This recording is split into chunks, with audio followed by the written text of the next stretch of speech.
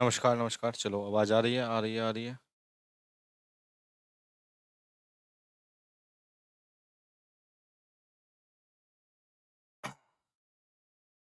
नमस्कार प्यारे बच्चों। मैं अक्षर आप सभी का फिर से स्वागत करता हूँ, एक एग्रीकल्चर के बेहतरीन प्लेटफ़ॉर्म पर। आई होप कि आप सब ठीक होंगे, स्वस्थ होंगे, अच्छे से पढ़ाई कर रहे होंगे। चलिए बहुत ही अच्छा लग रहा है हमें आपसे मिलकर, दोबारा आपसे मुलाकात करके। आज हम नया टॉपिक आप सभी के सामने लाए हैं। आई होप कि आप एक बार बता दीजिए भाई सभी को आवाज़ आ रही है? सभी को आवाज़ क्लियरली आ रही है भाई? एक बार बता दीजिए फिर उसके बाद क्लास स्टार्ट करते हैं भाई। सभी को आ रही है आवाज़? चलिए बहुत ही अच्छी बात है भाई। आज हम नया टॉपिक आप सभी के सामने डिस्कस करेंगे। आप सभी के सामने उपस्थित करेंगे या आपके सामने पेश करेंगे। ठीक है भाई, नए चैप्टर, नया टॉपिक, नई फसल के साथ हम आपके साथ आए हैं। आज हम पढ़ेंगे क्या, कौन सी फसल पढ़ेंगे भाई? आज हम पढ़ेंगे कौन सी फसल? आज हम पढ़ेंगे कौन सी? सोरगम। सोरगम वैसे ही पढ़ाऊंगा, कोई दिक्कत नहीं, पीपीटी में भी पढ़ाऊंगा। पहले एक बार समझ लीजिए, थोड़ी सी बात बताएंगे इसके बारे में, उसके बाद हम आगे की बातें डिस्कस करेंगे। देखिए क्या है सोरगम। सोरगम है ये जो आपकी फसल है, कोई दिक्कत नहीं। इसको क्या बोलते हैं? ज्वार भी बोलते हैं। इसको क्या बोलते हैं? ज्वार बोलते हैं, या इसको बोलते हैं चोलम भी बोलते हैं। इसको क्या बोलते हैं भाई? चोलम भी इसको बोला जाता है, ज्वार या फिर चोलम। इसका नाम है सोरगम का। सोरगम को क्या बोलते हैं? ज्वार या फिर चोलम बोलते हैं। ठीक है भाई, चलिए बहुत अच्छी बात है। देखिए सिंपल सी बात एक बार बताना चाहूंगा भाई। जिस फसल ने दिए गम, जिस फसल ने दिए गम, उस फसल का नाम क्या है? सोरगम। यानी इतने गम देती है, अब बताऊंगा मैं आपको किस किस तरीके के गम देती है, दुख देती है, दर्द देती है ये फसल। ठीक है, न्यूट्रिशियस भी है, हालांकि मानता हूँ। ये कोर्स मिलेट है। कैसा भाई? कोर्स मिलेट है, ये मोटा अनाज है भाई। कोर्स मिलेट कहलाता है आपका सोरगम। ठीक है भाई, कोर्स मिलेट कहलाता है क्या भाई? आपका सोरगम। ठीक है, इतनी बात समझ में आई? चलिए भाई, अब एक एक करके हम इसको पढ़ेंगे, इसकी सारी बातें डिस्कस करेंगे। देखिए दो तीन बात मैं पहले बता देता हूँ इसकी। क्या? देखिए जो सोरगम फसल होती है ना, जो सोरगम फसल होती है, बाई चांस ये हमने उगाई या हमने इसको ग्रो कर दिया। ग्रो करने के बाद क्या होता है भाई? क्या होता है भाई? देखिए ये प्लांट है भाई सोरगम का, मान लेते हैं क्या भाई? ये एक प्लांट है, सोरगम का प्लांट है, कोई दिक्कत नहीं है। ठीक है, सोरगम का प्लांट है, कोई दिक्कत बात नहीं है। ठीक है, चलिए भाई, अब देखिए इसमें बात समझिए क्या है। जो सोरगम होते हैं ना, सोरगम, सोरगम की रूट के अंदर क्या होता है भाई? एक केमिकल होता है जिसको बोलते हैं ग्लूकोसाइनोलेट। ग्लूकोसाइनोलेट, साइनो, ये ग्लूकोसाइनोलेट और कुछ नहीं है। क्या होता है ये ग्लूकोस, ग्लूकोस प्लस HCN का मिश्रण होता है। यानी कि ग्लूकोस और HCN होता है। HCN क्या होता है भाई? इसको HCN को क्या बोलते हैं? Hydrogen cyanide. क्या बोलते हैं इसको? Hydrogen cyanide.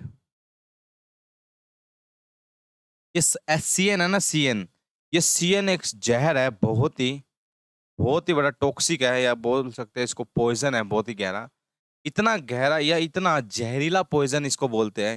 ये जो CN है, जो CN है आपका, इसको इतना गहरा या इतना जहरीला टॉक्सिक है, या इतना पॉइजन है इतना बड़ा, कि आज तक कोई भी साइंटिस्ट जो है ना, इसका टेस्ट नहीं पता कर पाया। यानी इसका टेस्ट नहीं पता कर पाया, यानी इसकी जो इंटरनल कैपेसिटी है, टेस्ट, यानी कि देखो जैसे जीभ पे लगाते हैं ना, तुरंत मौत हो जाती है। इतना खतरनाक केमिकल है आपका ये HCN। या इसको HCN को क्या बोलते हैं? ध्यूरिन भी बोलते हैं। क्या बोलते हैं इसको? ध्यूरिन भी बोला जाता है। क्या बोलते हैं इसको? ध्यूरिन। समझ में आया? क्या बोलते हैं इसको? ध्यूरिन भी बोला जाता है। अभी सारी बातें करेंगे, बस मैं समझाना चाह रहा हूँ क्या होता है भाई। जो ग्लूकोसाइनोलेट होता है ना, यानी ग्लूकोज प्लस HCN का मिक्सचर, इसके अंदर क्या होता है भाई? ये रूट में पाया जाता है। कहाँ पाया जाता है भाई? ये रूट में पाया जाता है।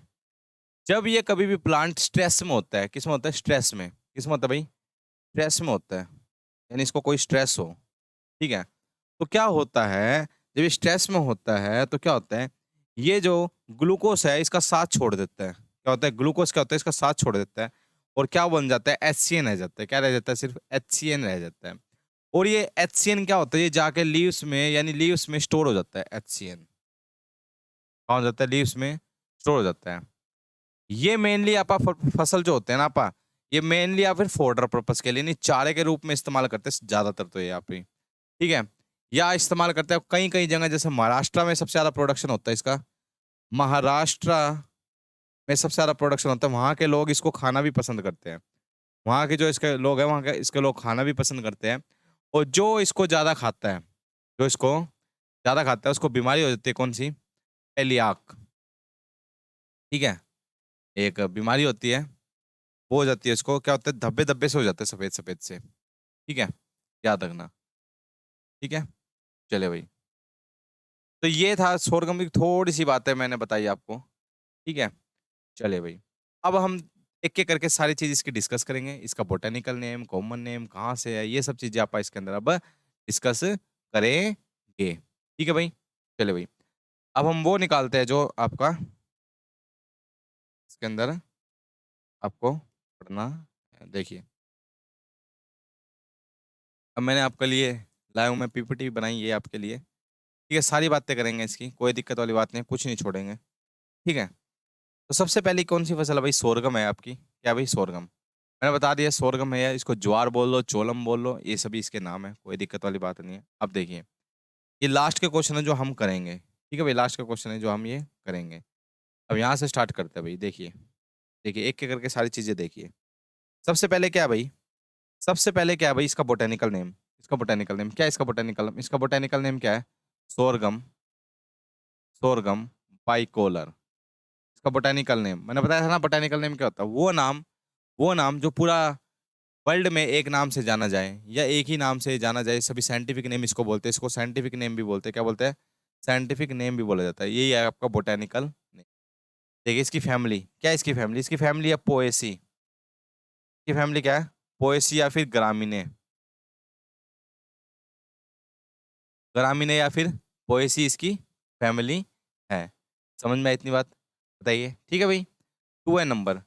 2n नंबर कितना है इसका? 2n नंबर है इसका कितना? 20। इसका 2n नंबर क्या है इसका? 20। यानी इसका क्रोमोसोम नंबर कितना है भाई? 20 होता है इसका क्रोमोसोम नंबर, यानी 2n। अब n की वैल्यू पूछ लेगा तो कितनी हो जाएगी? 10 हो जाएगी। n की वैल्यू कितनी हो जाएगी? 10 हो जाएगी। ठीक है भाई? समझ आ भी रहा है, नहीं आ रहा है? फिर हाँ ना बता दीजिए सभी। हुँ? चलिए, आ रहा है मतलब? आ रहा है, आ रहा है, आ रहा है। चलिए भाई, शाबाश! लो हम भी बोल देते हैं आ रहा है। हम भी आपको मैसेज कर देते हैं, आ रहा है। चलिए भाई, ठीक है। ठीक है भाई? चलिए भाई, अब देखिए। ओरिजिन क्या है भाई? ओरिजिन इसका देखिए, ये एक ऐसी फसल है जो ड्रोट टॉलरेंट है, यानी सूखा सह सकती है। ड्रोट टॉलरेंट क्रॉप है। हाईएस्ट, वो भी highest draught tolerant, highest. Highest draught tolerant crop है ये, यानी सूखा सह सकती है, हाईएस्ट ड्रोट टॉलरेंट है। तभी इसको और एक नाम से जाना जाता है, इसको क्या बोलते हैं? कैमल क्रॉप भी बोलते हैं। क्या बोलते हैं? कैमल क्रॉप भी बोला जाता है इसको। क्या बोलते हैं भाई? कैमल क्रॉप, ऊँटिया फसल, ऊँटिया फसल भी बोला जाता है, यानी कैमल क्रॉप भी इसको बोला जाता है।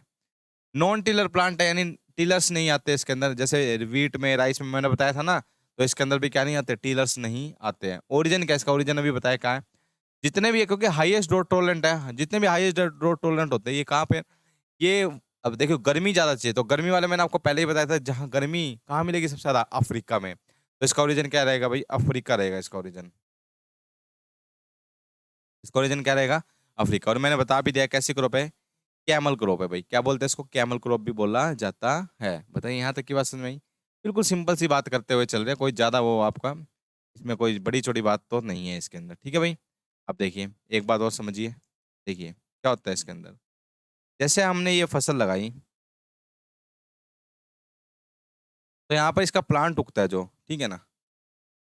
तो इसके अंदर क्या होता है भाई? देखिए, एक तो मैंने बताया था ध्यूरिन, ग्लूकोसाइनोलेट पाया जाता है इसके अंदर। दूसरी क्या बात पाई जाती है इसके अंदर? एक इसके अंदर केमिकल पाया जाता है जिसको बोलते हैं सोर्गिलोन। क्या पाया जाता है? सोर्गिलोन।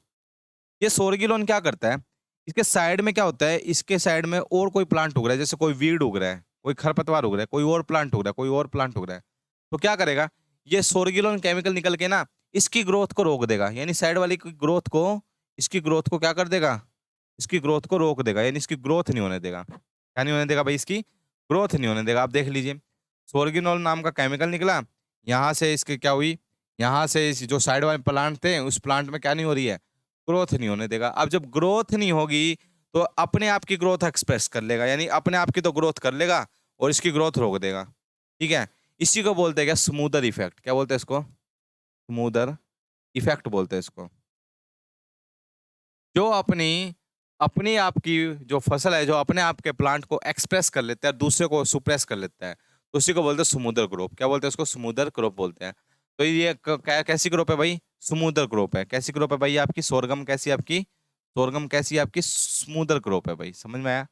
आज हमेशा जब ये केमिकल वगैरह, केमिकल देखिए अलग अलग तरीके से वो करता है ये, जैसे अब ये इसकी एक प्रॉपर्टी हो रही है, क्या करता है ये अपने जो पत्ते होते हैं ना, पत्तों की ग्रोथ को बहुत बढ़ा देता है, यानी कि वेजिटेटिव ग्रोथ को एकदम कर देगा। वेजिटेटिव ग्रोथ हो जाएगी, डेंस फोलिएज कर लेगा, पत्तियां बड़ी बड़ी कर लेगा, घना घनी कर लेगा। तो घनी पत्तियां कर लेगा तो दूसरी जो है, दूसरों को छांव मिलेगी, यानी अच्छे से ग्रो नहीं कर पाएंगे, ये मर जाएंगे। ठीक है, ये भी आपका समुद्र क्रॉप ही होता है। मगर जब केमिकल के द्वारा, जैसे सोर्गुलोन केमिकल निकला था ना इसमें से, जब स्पेशली केमिकल्स के द्वारा, या फिर बोल सकते हैं, या आपके ये जो केमिकल्स के द्वारा जब रोका जाता है किसी की ग्रोथ को, या दूसरे जब कोई प्लांट केमिकल के द्वारा दूसरे प्लांट को हार्म करता है, तो उसको बोलते हैं एलिलोपैथिक इफेक्ट। क्या बोलते हैं उसको?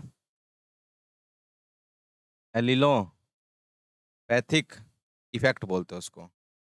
याद आएगा? यानी जब कभी भी क्या करता है, अपने अपनी कोई केमिकल के द्वारा जब रोका जाता है, यानी ये केमिकल रिलीज करा था ना, तो इस इफेक्ट को केमिकल एलिलोपैथिक इफेक्ट भी बोलते हैं। क्या बोलते हैं? एलिलोपैथिक इफेक्ट भी बोलते हैं। जो इसका ये जो होता है ना, जो इसकी सोरगम होती है, सोरगम ये खाने में बहुत स्वीट भी होती है, तभी ये मवेशियों को यानी कैटल को अच्छा लगता है, स्वीट लगता है। इसको स्वीट सोरगम भी बोलते हैं। स्वीट सोरगम भी बोलते हैं। इसको क्या बोलते हैं भाई? स्वीट सोरगम भी बोला जाता है, क्योंकि ये खाने में टेस्टी होता है और मवेशी इसको अच्छे से खाते हैं, कैटल्स इसको अच्छे से खाते हैं, तभी इसको क्या बोलते हैं भाई? स्वीट सोरगम भी इसको बोला जाता है। समझ में आई इतनी बात? Sweet sorghum. ठीक है भाई, चलिए इतनी बात समझ में आई आप सभी को। देखिए भाई, नेक्स्ट बात देखिए। हाँ, ये मैं बताता, ये बीमारी थी प्लेगरा, एलियाक। उसको करेक्ट कर लेना भाई। ठीक है, वो एलियाक जो बीमारी होती है, पेलियाक, जो मैंने बताई थी ना पेलियाक, वो पेलियाक बीमारी होती है ग्लूटन की एलर्जी से। वो पेलियाक बीमारी मैंने स्टार्टिंग में बताई थी ना, वो ग्लूटन की एलर्जी से होता है। मैं थोड़ा सा वो हो गया था थोड़ा सा माइंड में, मुझे ध्यान तो आ रहा था। ग्लूटन किस में पाया जाता है? वीट में पाया जाता है। किस में पाया जाता है भाई? वीट में। जो वीट नहीं खा पाता ना, जिसको वीट से एलर्जी है, यानी कोई कोई बंदे होते हैं जिसको रोटियां सूट नहीं करती, तो उस बीमारी को क्या बोलते हैं? पेलियाक डिसीज बोलते हैं। क्या बोलते हैं? पेलियाक डिसीज। और जो कोई ज्यादा, जैसे मैंने कहा महाराष्ट्र में सबसे ज्यादा प्रोडक्शन होता है, प्रोडक्शन सबसे ज्यादा कौन कौन कर रहा है? प्रोडक्शन इसका सबसे ज्यादा कौन कर रहा है भाई? महाराष्ट्र कर रहा है। कौन कर रहा है भाई? महाराष्ट्र। इसके अंदर भरपूर मात्रा में क्या पाया जाता है? 11.5% इसके अंदर प्रोटीन पाया जाता है। प्रोटीन पाया जाता है, चलिए बहुत अच्छी बात है। लगभग 70% तक इसके अंदर कार्बोहाइड्रेट पाया जाता है। कार्बोहाइड्रेट पाया जाता है, कोई दिक्कत नहीं है, बहुत अच्छी बात है। 11.5% प्रोटीन, कार्बोहाइड्रेट पाया जाता है। ये आपकी सेल्फ पोलिनेटेड क्रॉप है। कैसी है भाई? सेल्फ पोलिनेशन होता है इसके अंदर। क्या होता है भाई? सेल्फ पोलिनेशन होता है, यानी पोलिनेशन कौन सा होता है इसके अंदर? Self pollination. ये कैसा प्लांट है भाई? ये एक C3 प्लांट है। कैसा भाई? C3 ये एक C3 प्लांट है। ओ सॉरी सॉरी सॉरी, मैंने बताया था ना, सॉरी सॉरी, माइंड से यार क्या हो गया आज। देखिए, ऐसा प्लांट है, मैंने चार चार प्लांट याद करवाए थे आपको। सोरगम, पर्मिलेट, मेज, और कौन सा आपका? Sugarcane. ये चारों को याद रखना है। कैसे होते हैं? C4 प्लांट होते हैं, क्योंकि इसमें जो फर्स्ट प्रोडक्ट बनता है वो बनता है OAA। कौन सा बनता है? OAA। इसको क्या बोलते हैं? Oxalo acetic acid. Oxalo acetic acid. Actually क्या है, जो गलती हो जाती है ना, तो मैं क्या सोचता हूँ भाई, इसमें से कट कर दूंगा, फिर दोबारा मेरे पे कट वगैरह नहीं होते हैं। जो एक ही बार वीडियो बनती है मुझसे, एक ही बार ही बनती है मेरी वीडियो में, कभी भी आपको कट्स वगैरह नहीं मिलेंगे। ना रीटेक करने की जरूरत होती, ना दोबारा पढ़ाने की जरूरत होती, बस एक ही बार स्मूथली चलता रहता है मेरा लेक्चर। ठीक है ना? तो ये करेक्ट कर लेना, जो बीच में कोई गलती हो जाती है तो मैं नेक्स्ट में उसमें आपको कवर कर देता हूँ। कभी कभी होती है, ज़्यादा नहीं। आज थोड़ा सा गर्मी ज़्यादा हो रही है क्योंकि AC वगैरह ख़राब हो रहा है ना, तो इस वजह से थोड़ा सा दिमाग से कई बार हो जाता है। ठीक है भाई, बाकी आपको पता भी लगता रहेगा सब कुछ। ठीक है भाई, कैसा प्लांट है भाई? C4 प्लांट है, सेल्फ पोलिनेशन होता है आपका। ठीक है भाई, इतनी बात समझ में आई? चलिए भाई, नेक्स्ट देखिए। तो ज्यादा जो इसका कंजप्शन करता है ना, इसको प्लेगरा बीमारी हो जाती है, याद रखना। जो ज्यादा सोरगम का कंजप्शन करेगा, जो उसके अंदर कौन सी बीमारी हो जाएगी? प्लेगरा बीमारी हो जाएगी। कौन सी? प्लेगरा। प्लेगरा। प्लेगरा क्या होती है भाई? इस तरीके से सफेद सफेद से धब्बे से हो जाएंगे, बिल्कुल सफेद सफेद से धब्बे से हो जाते हैं। आप देख लेना बीमारी है आपकी। तो कौन सी बीमारी है भाई? प्लेगरा बीमारी है। अभी मैंने बताया था ये, इसी को बोलते हैं क्या? धुरीन बोलते हैं। क्या बोलते हैं इसको भाई? क्या ये HCN अभी बताया था ना, इसको क्या बोलते हैं? धुरीन बोलते हैं। ये कैसे नहीं रिलीज होता? जब प्लांट क्या होता है? स्ट्रेस में होता है। जब प्लांट्स किस में होता है भाई? स्ट्रेस में होता है। तब क्या होता है? ग्लूकोज साथ छोड़ देता है, क्या बच जाता है? HCN। इसी को ध्यूरिन बोलते हैं। क्या बोलते हैं इसको? ध्यूरिन बोला जाता है। समझ आ रहा है भाई? बताइए एक बार सभी। आ रहा है, आ रहा है, आ रहा है। चलिए भाई, सही है। सभी को समझ आ रहा है मतलब। चलिए, बहुत अच्छी बात है। ठीक है। चलिए भाई, इसको एक नाम से और जाना जाता है, इसको इरूसिक एसिड भी बोलते हैं। क्या बोलते हैं? इरूसिक एसिड भी बोलते हैं इसको। क्या बोलते हैं? इरूसिक। ठीक है। ये कब सबसे ज्यादा प्लांट स्ट्रेस में होता है? प्लांट स्ट्रेस में होता है कब? जब ये फ्लोवरिंग से पहले, यानी जब फ्लोवरिंग स्टेज आती है ना, उससे पहले, फ्लोवरिंग स्टेज से पहले, क्योंकि फ्लोवर बनाने हैं, उसका न्यूट्रिएंट अच्छे से मिल पा रहा है नहीं मिल पा रहा है, तो तब ये क्या होता है? तब उस टाइम क्या होता है? फ्लोवरिंग प्लांट्स में क्या होता है भाई? फ्लोवरिंग स्टेज पर सबसे ज्यादा क्या होता है? स्ट्रेस में होता है। तभी माना जाता है भाई, जब ये आप, फिर ये कब कौन सी स्टेज में होता है? नी हाइट स्टेज में, यानी घुटनों नी हाइट स्टेज में होता है ना। जब ये नी हाइट स्टेज पर होता है, उस टाइम आपको क्या नहीं करना चाहिए? उस टाइम ये आपको कैटल्स को नहीं डालना चाहिए, यानी कैटल्स को या मवेशियों को नहीं खिलाना चाहिए। फ्लोवरिंग स्टेज पर या फिर नी हाइट स्टेज पर इसको नहीं खिलाना चाहिए। अगर आपने ऐसा किया तो आपकी मवेशी की क्या हो सकती है? डेथ भी हो सकती है, यानी उसकी मौत भी हो सकती है। तभी इसको नहीं खाना चाहिए। ठीक है, उसको, ठीक है, नहीं खिलाना चाहिए, क्योंकि उस टाइम क्या होता है? ये जो धुरीन होता है, इसका कंटेंट पत्तियों के अंदर बहुत भरपूर मात्रा में होता है। याद रखना, तो सबसे ज्यादा ये जो धुरीन कंटेंट होता है, ये सबसे ज्यादा किस में पाया जाता है? सबसे ज्यादा ये पाया जाता है आपका, ये पाया जाता है लीव्स में। इसमें पाया जाता है भाई? लीव्स में पाया जाता है सबसे ज्यादा। और सबसे लेस, यानी लेस या नो, कुछ भी नहीं पाया जाता है, यानी बिल्कुल जीरो कंटेंट होता है कि इसके अंदर, सीड के अंदर। बीज के अंदर धुरी नहीं पाया जाता, यानी HCN आपका बीज के अंदर नहीं पाया जाता है। कहाँ पाया जाता है? सिर्फ आपका पत्तियों में पाया जाता है। कहाँ पाया जाता है भाई? पत्तियों में या फिर लीव्स में पाया जाता है। बताइए, इतनी बात समझ में आई क्या? ठीक है। चलिए भाई, देखिए इसका जो फूल होता है, फूल को क्या बोलते हैं? पेनिकल बोलते हैं। इसके फूल को क्या बोलते हैं भाई? इन्फ्लोरेसेंस पूछ सकता है भाई, इसके इन्फ्लोरेसेंस बताइए। इसका इन्फ्लोरेसेंस को क्या बोलते हैं? क्या बोलते हैं भाई? पेनिकल बोलते हैं। क्या बोलते हैं? जहां पर बीज लगते हैं, इसके बीज को, जो इसका बीज होगा, ये जो इसका फ्रूट होता है, जो इसका बीज को ही तो फ्रूट बोलते हैं। इसको फ्रूट को भी क्या बोलते हैं? कैरियोप्सिस बोलेंगे। क्या बोलेंगे? कैरियोप्सिस बोलेंगे। ठीक है, याद रखना इस बात को। चलिए भाई, नेक्स्ट बात देखिए। आगे क्या? सोयल। कैसी सोयल चाहिए भाई? महाराष्ट्र में ब्लैक सोयल पाई जाती है, ब्लैक क्ले सोयल। तो ब्लैक क्ले सोयल सबसे बेस्ट रहती है इसके लिए। ब्लैक क्ले, क्ले सोयल सबसे बढ़िया मानी जाती है इसको उगने के लिए। ठीक है भाई, याद रखना। इसका सीड रेट कितना होता है? 12 से 15 किलोग्राम पर हेक्टेयर इसका सीड रेट होता है। ठीक है भाई, इसका सीड रेट होता है। समझ में आई इतनी बात? चलिए, ठीक है, अभी आगे आ भी जाएगा। ठीक है, ये आ गया सीड रेट, दोबारा आ गया।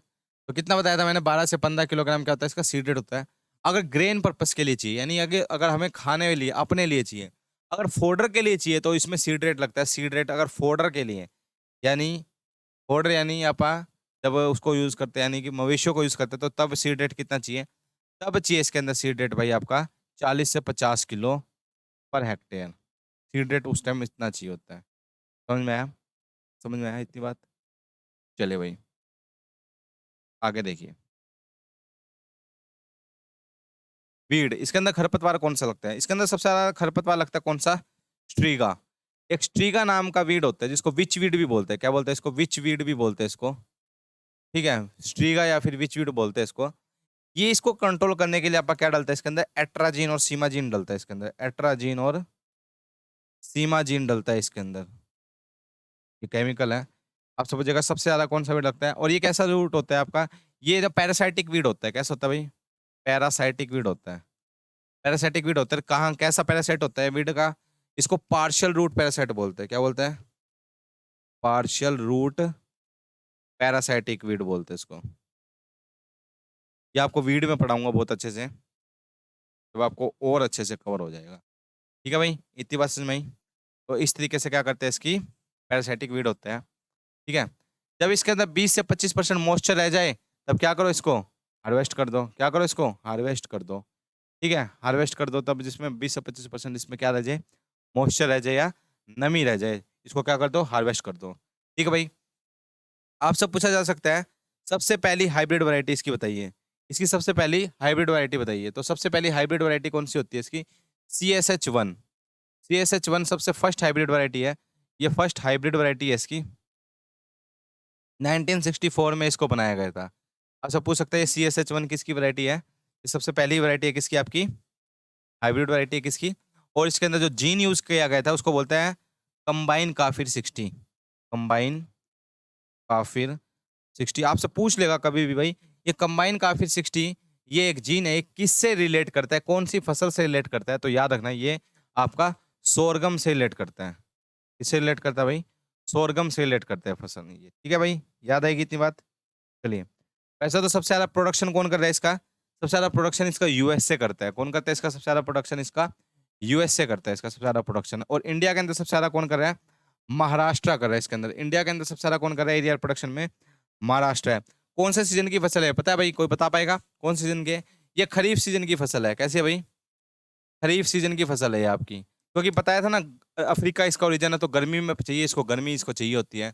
तो खरीफ सीजन की फसल है और इसको 26 से 30 डिग्री सेल्सियस का रिक्वायरमेंट होता है। कितना चाहिए होता है भाई इसको, 26 से 30 डिग्री सेल्सियस इसको चाहिए होता है क्या इसको भाई ये। ठीक है, इतनी बात लिख लीजिए, लिख लीजिए भाई सभी।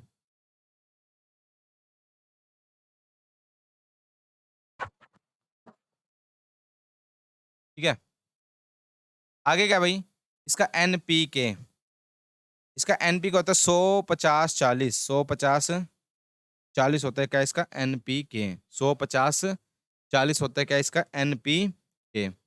आ रहा है समझ, चलिए आ रहा है आ रहा है आ रहा है आ रहा है, बहुत अच्छी बात है फिर तो आ रहा है तो। ठीक है, आपसे इसकी स्पेसिंग पूछी जा सकती है, स्पेसिंग कितनी है भाई, स्पेसिंग होती है इसकी 45 × 12 सेंटीमीटर की।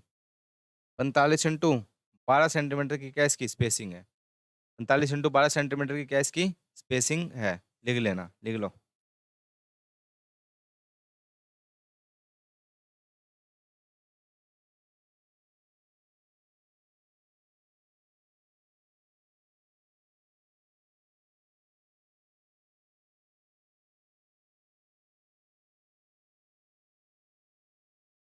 ठीक है भाई, अब देखिए एक बात और देखिए, इसको पानी कब चाहिए होता है भाई, इरिगेशन मेन स्टेज कौन सी है, वैसे तो पूछा नहीं जाता।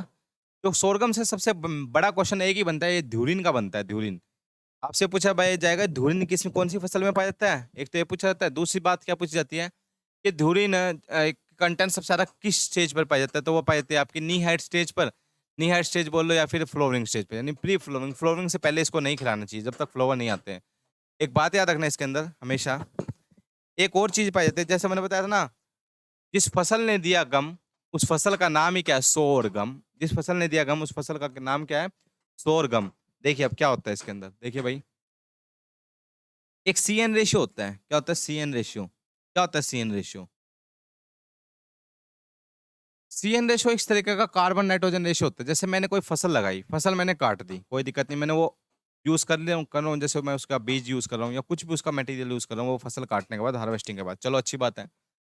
मगर क्या होता है भाई, जो उसमें बचा कुचा रह जाता है, यानी रेजिडू बोलते हैं उसको, क्या बोलते हैं, रेजिडू, यानी बचा कुचा जो रह जाता है उसको क्या बोलते हैं भाई, रेजिडू बोलते हैं। ठीक है, जो बचा कुचा रह जाता है उसको रेजिडू बोलते हैं। अब वो रेजिडू को सड़ाया जाता है, गलाया जाता है, ताकि जो अगली फसल उस खेत में लगेगी उसमें नाइट्रोजन, क्योंकि इसके अंदर नाइट्रोजन होता है बहुत ज्यादा, क्योंकि पराली के अंदर क्या होगा, नाइट्रोजन होगा। और वो सड़ेगा गलेगा, नाइट्रोजन धरती में मिलेगा, फिर अगली फसल को नाइट्रोजन मिलेगा, अगली फसल को क्या मिलेगा, नाइट्रोजन अच्छे से मिलेगा। तो यही बात है भाई, तो यही बात है क्या, कि इसका जिसका CN रेशियो ज्यादा होगा, जिसका CN रेशियो क्या होगा, ज्यादा होगा, वो कम गलेगा, यानी कम गलेगा, यानी सड़ेगा नहीं अच्छे से, वो इमोबाइल हो जाएगा। क्या हो जाएगा, उसके न्यूट्रिएंट्स क्या हो जाएगा, इमोबाइल हो जाएगा, यानी नाइट्रोजन इसी में दब के रह जाएगा, नाइट्रोजन इसी में दब के रह जाएगा। अगर जिसका CN रेशियो कम होगा, वो अच्छे से घुल जाएगा, मिल जाएगा, वो मिनरलाइज हो जाएगा, मिनरलाइजेशन हो जाएगा। यानी अच्छे से क्या हो जाएगा, मिनरलाइज़ेशन हो जाएगा, घुल जाएगा, सड़ जाएगा। तो इसका सीएन रेशियो क्या होता है, ज़्यादा होता है। जिसका सीएन रेशियो 30:1 से ज़्यादा हो, वो इम्मोबाइल होता है। जिसका 20:1 से कम हो, वो मिनरलाइज़ होता है। सबसे बढ़िया माना गया है क्या रेंज आपका, 20:1 से 30:1 का सीएन रेशियो माना गया है। अलग-अलग का अलग-अलग सीएन रेशियो होते हैं, मैंने आपको सोइल में अच्छे से पढ़ाए हुए हैं। तो यही बात है, इम्मोबाइलाइज़ेशन हो गया इसके अंदर। तो क्या हो जाएगा, इम्मोबाइलाइज़ेशन होगा। अब इम्मोबाइलाइज़ेशन होगा तो अगली जो फसल लगाएँगे हम यहाँ पे, ये कौन से सीज़न की है पहले तो ये बताइए? ये है आपकी खरीफ सीज़न की। कौन से सीज़न की है भाई? ये आपकी खरीफ सीज़न की है। अब अगली फसल रबी सीज़न की लगेगी यहाँ पे, क्या लगेगी? रबी सीज़न की। तो अगली फसल को क्या नहीं मिल पाएगा? नाइट्रोजन नहीं मिल पाएगा क्योंकि नाइट्रोजन क्या हो गया? दब चुका है, इम्मोबाइल हो चुका है। वहाँ पर अब हमें अगली फसल को क्या नहीं मिल पाएगा? नाइट्रोजन नहीं मिल पाएगा क्योंकि क्या हो चुका है? इम्मोबाइल हो चुका है। नाइट्रोजन क्या हो गया? इम्मोबाइल हो गया। तो अगली फसल जब आप लगाओगे ना, इसी को बोलते हैं, तो अगली फसल नाइट्रोजन ना मिलने की वजह से क्या हो जाएगी? बीमार पड़ जाएगी। क्या पड़ जाएगी? बीमार। उस बीमारी को क्या बोलते हैं? सिकनेस बोलते हैं। बीमारी को क्या बोलते हैं? सिकनेस। तो इसी को बोलते हैं, इस प्रोसेस को बोलते हैं sorghum sickness. Sorghum sorghum sickness बोल देते हैं। क्या बोल दिया भाई हमने? सोरगम सिकनेस बोल दिया। किसको बोलते हैं सोरगम सिकनेस? जब नाइट कार्बन और नाइट्रोजन का जो रेशियो होता है ज़्यादा होता है, उसके कारण क्या हो जाता है? नाइट्रोजन उसी में दबा रह जाता है, तो अगली फसल को क्या नहीं मिलेगा? नाइट्रोजन नहीं मिलेगा। तो इम्मोबाइल हो जाएगा नाइट्रोजन, तो क्या बोलते हैं इसको? सोरगम सिकनेस बोलते हैं। क्या बोलते हैं भाई इसको? सोरगम सिकनेस बोल देते हैं उसको। समझ में आई इतनी बात? तो ये था आपका सोरगम सिकनेस की बात। तो ये था सारा आपका किसका? सोरगम का सारा चैप्टर। अब हम इसको पूरा एक चैप्टर को रिकैप करते हैं थोड़ी-सी बात में ही, ठीक है? मैंने जो स्टार्टिंग में लिखी है सारी बात, ठीक है? 1 मिनट के अंदर सारी की सारी क्या हो जाएगी? रिकैप हो जाएगी आपकी फसल ये। ठीक है भाई? चलिए भाई देखिए। बोटैनिकल नेम क्या है इसका? सोरगम बाइकोलर। फैमिली क्या है इसकी? पोएसी या फिर ग्रामिनी। क्रोमोसोम नंबर क्या है इसका? 20। ओरिजिन क्या है इसका? Africa. Domestication of sorghum started in. Domestication कब स्टार्ट हुआ? डोमेस्टिकेशन का मतलब सबसे पहले ये उगाई कब गई थी? सबसे पहले ये कब उगाई गई थी? ठीक है? ये बात पूछी जाती है। Domestication of sorghum started in. ये स्टार्टेड कहाँ से हुई थी? ठीक है? कहाँ से हुई थी आपकी? जैसे आपकी अफ्रीका से हुई थी डोमेस्टिकेटेड। कहाँ पे हुई थी? क्योंकि सब ओरिजिन क्या है इसका? अफ्रीका। आल्सो नोन एज़ क्या बोलते हैं? इसको ज्वार भी बोलते हैं, चोलम भी बोलते हैं। सोरगम इज़ ए कैसा रेसिस्टेंट क्रॉप है? ड्रोट रेसिस्टेंट, यानी सूखा सह सकती है, तभी इसको क्या बोलते हैं? कैमल क्रॉप बोलते हैं। ठीक है? Roots of sorghum secret root, क्या क्या रूट क्या सीक्रेट करता है रूट में से? सोरगिलोन सीक्रेट करता है।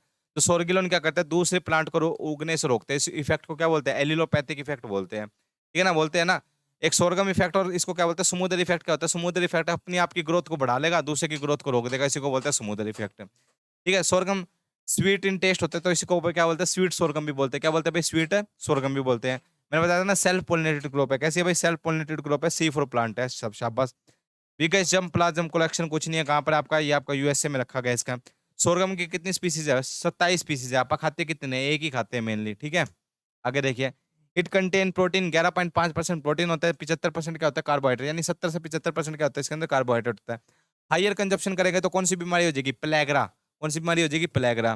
ठीक है? और इसके अंदर क्या होता है? इसका लूसीन अमीनो एसिड होता है, लूसीन अमीनो एसिड पाया जाता है इसका। साइनोग्लूकोसाइड को क्या बोलते हैं?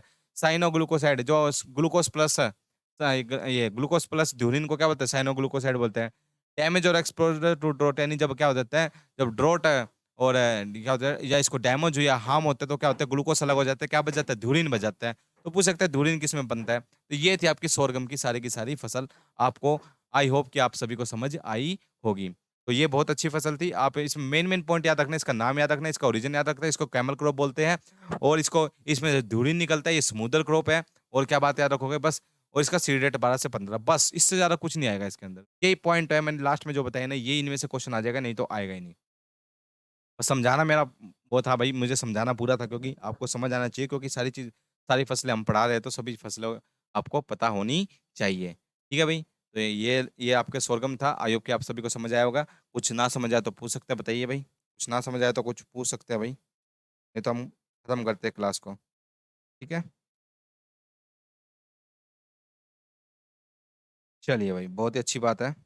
आप सभी को समझ आया ये क्लास। ओके। हाँ, बस हाँ, ये लिमिट होती है भाई इसकी ध्यूरिन की। अगर 200 पीपीएम, 200 पीपीएम से अगर ज़्यादा हुआ ना, तो कभी खिलाना ही नहीं चाहिए। अगर 200 पीपीएम से ज़्यादा ध्यूरिन हुआ किसी भी इस प्लांट के अंदर, ध्यूरिन कंटेंट यानी एचसीएन का कंटेंट अगर 200 पीपीएम से ज़्यादा हुआ, तो नहीं खिलाना चाहिए भाई कभी भी। नहीं खिलाना चाहिए कभी भी। ठीक है भाई? ये बात याद रखना। चलिए भाई, इतनी बात याद रखना। आज के लिए इतने रखते हैं। ठीक है भाई? ओके। ठीक है, समझ में आया? Okay, ta-ta, bye bye, see you और साइयो नारा।